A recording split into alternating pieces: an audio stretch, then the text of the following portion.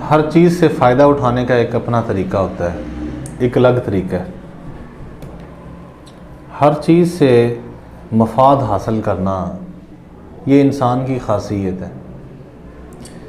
پانی سے، مشینوں سے، درختوں سے، پودوں سے، بے جان چیزوں سے، جاندار چیزوں سے، ہر چیز سے کوئی نہ کوئی فائدہ حاصل ہوتا ہے، اور فائدہ حاصل کرنے کے ایک الگ طریقے ہیں۔ اگر ان طریقوں کو اپنایا جائے تو بڑا ہی فائدہ ہوتا ہے۔ اگر ان طریقوں کو اپنائے بغیر فائدہ حاصل کرنے کی کوشش کی جائے تو بعض اوقات بنا فائدے کے نقصان ہو جاتا ہے۔ ایسے ہے کہ نہیں؟ چھوٹی سی مثال دیتا ہوں۔ جو کام ہوتا ہے اسی کو کرنا چاہیے اور اسی انداز میں کرنا چاہیے۔ ایک بڑھئی کی دکان میں، بڑھئی کسے کہتے ہیں؟ لکڑی کے کام کرنے والے کو بڑھئی کہا جاتا ہے۔ لکڑی سے مختلف چیزیں بناتے ہیں، دروازے، الماریاں گھروں کے اندر۔ اس کی دکان میں ایک سانپ گھس آیا، اژدہا۔ اژدہے کو عادت ہوتی ہے، اسے اپنی طاقت پہ، اپنے جوش پہ، اپنے جنون پہ بڑا غرور ہوتا ہے، اپنی پاور پہ اسے بڑا بھروسہ ہوتا ہے۔ تو اس نے ادھر ادھر پھیرا تو اس کا ٹکراؤ ہو گیا ایک آری کے ساتھ، آرا جس کے ساتھ لکڑی کو چیرا جاتا ہے نا، اس کے ساتھ اس کا ٹکراؤ ہوا تو اسے اس کے دندانے چبھے، ہلکے سے چبھے، اسے غصہ آ گیا، تکلیف ہوئی۔ اس نے کہا اس کی ایسی کی تیسی یہ مجھے چبھ رہی ہے، اسے میں پوچھتا ہوں۔ اس نے جناب اس کے گرد اپنا آپ کو لپیٹا اور لپیٹ کے ایک زبردست زوردار ول دیا۔ جدوں ول دیا نا تو وہ خون میں لت پت ہو گیا، مر گیا، خون میں لت پت ہو کے مر گیا، اس کا کچھ بھی نہ بچا۔ صبح جب بڑھئی آیا اس نے دیکھا کہ ایک سانپ ہے اور آری کے گرد لپٹا ہوا ہے، خون میں لت پت ہے، مرا ہوا ہے، مردہ ہے۔ تھوڑا سا دیکھنے کے بعد اسے واقعی کی سمجھ آ گئی، اس نے اسے بھی کوئی انسان سمجھ کے، کوئی جاندار سمجھ کے اپنے ساتھ لپیٹا ہوگا، لیکن وہ لپیٹنا اس کے لیے بڑا نقصان کا باعث ہو گیا۔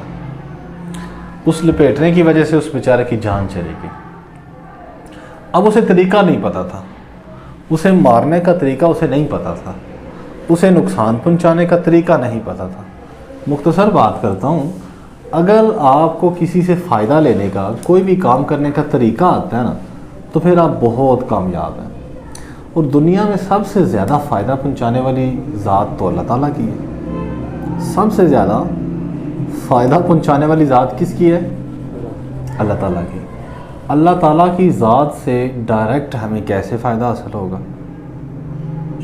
کوئی بات ذہن میں آتی ہے آپ کے کہ ہم نے اللہ تعالیٰ سے فائدہ حاصل کرنا ہے؟ پانی ہے، درخت ہے، پودے ہیں، زمین ہے، مٹی ہے، پٹرول ہے، زمین کے اندر سے اگی ہوئی نباتات ہیں، نکلی ہوئی معدنیات ہیں، ان سب سے ہم فائدہ حاصل کرتے ہیں۔ تو یہ تو اللہ تعالیٰ نے ہمیں عطا کی ہوئی ہیں۔ تو اگر ہمیں اللہ تعالیٰ سے فائدہ حاصل کرنا ہے تو ہمیں اللہ تعالیٰ سے مانگنا پڑے گا، اللہ تعالیٰ سے دعا کرنی پڑے گی۔ یہ جو دعا ہے نا، یہ انسان کو بتاتی ہے کہ ہمارا کسی کے اوپر یقین ہے، کسی پہ بلیو ہے، ہم کسی کو سپر پاور سمجھتے ہیں، سپر طاقت سمجھتے ہیں، ہم اس سے مانگتے ہیں۔ اچھا، یہ یقین ہمارے معاشرے میں دو طرح سے بلڈ ہوا ہے۔ ایک تو عادت بن چکی ہے، پتہ نہیں ہوتا منہ سے لفظ کیا نکال رہے ہیں، لیکن بس چونکہ بڑوں سے سنا تھا، بزرگوں سے سنا تھا، معاشرے میں سنتے ہیں یا اللہ خیر کریں، یا اللہ رحم کریں، اور پھر اس کے رائج کرنے میں ہمیں کہنا تو نہیں چاہیے، لیکن ہمارے علماء کا بڑا ہاتھ ہے، معذرت کے ساتھ مولویوں کا بڑا ہاتھ ہے۔ جیسے نماز ختم ہوئی، اب کسی کی نقل اتارنا بری بات ہوتی ہے، لیکن سمجھانے کے لیے بات کر رہا ہوں، یا اللہ، جیسے بیچارہ کوئی گونگا نہیں بول رہا ہوتا، اس کنڈیشن میں ہاتھ اٹھانا اور تھوڑا سا کرنا، اور پیچھے مقتدی نے بھی ایسے کرنا اور منہ پہ ہاتھ پھیر لینا۔ حقیقتاً دعا کے ساتھ مذاق ہو رہا ہوتا ہے۔ دعا مانگنے کا یہ طریقہ نہیں ہے، نہ یہ میتھڈ ہے دعا مانگنے کا۔ دعا بندہ اپنی عاجزی سے، انکساری سے مکمل اللہ تعالیٰ کی طرف متوجہ ہو کے کرتا ہے۔ دعا تو عبادت ہے، ایک اہم ترین عبادت ہے، بلکہ ایسی عبادت ہے کہ نبی کریم صلی اللہ علیہ وسلم نے فرمایا جو بندہ اللہ تعالیٰ سے دعا نہیں کرتا اللہ تعالیٰ اس پہ غصہ کرتے ہیں۔ جو اللہ تعالیٰ سے مانگتا نہیں ہے اللہ تعالیٰ کو اس پہ غصہ آتا ہے۔ مانگنا اتنا اہم ہے، یہ انسان کو بندگی کا احساس دلاتا ہے، اس لیے فرمایا کہ اگر آپ کی جوتی کا تسمہ بھی ٹوٹ جائے اسے بھی اللہ تعالیٰ سے مانگو۔ کرنا تو آپ نے اپنا جو بھی ہے، لیکن پہلی نظر اللہ تعالیٰ پہ جانی چاہیے۔ اگر آپ چاہتے ہیں کہ آپ کے سارے معاملات حل ہو جائیں، آپ آگے نکل جائیں، زندگی میں بہت کچھ کر لیں، تو آپ کے 24 گھنٹوں میں کچھ لمحے دعا کے ہونے چاہیے، کچھ ٹائم دعا کا مخصوص ہونا چاہیے۔ آپ کے کھانے کا وقت تو مخصوص ہوتا ہے، آپ کے پڑھنے کا وقت بھی مخصوص ہوتا ہے، آپ کی جاب کا بھی وقت مخصوص ہوتا ہے، بچے ٹائم پورا لیتے ہیں، بیوی ٹائم لیے بغیر جان نہیں چھوڑتی، جس کے ساتھ آپ کا ریلیشن ہے اسے آپ ٹائم دیتے ہیں، تو اللہ تعالیٰ کے ساتھ کتنا ریلیشن ہے آپ کا، یہ آپ کو سوچنا ہوگا، مجھے سوچنا ہوگا کہ میں دعا کو کتنا ٹائم دیتا ہوں۔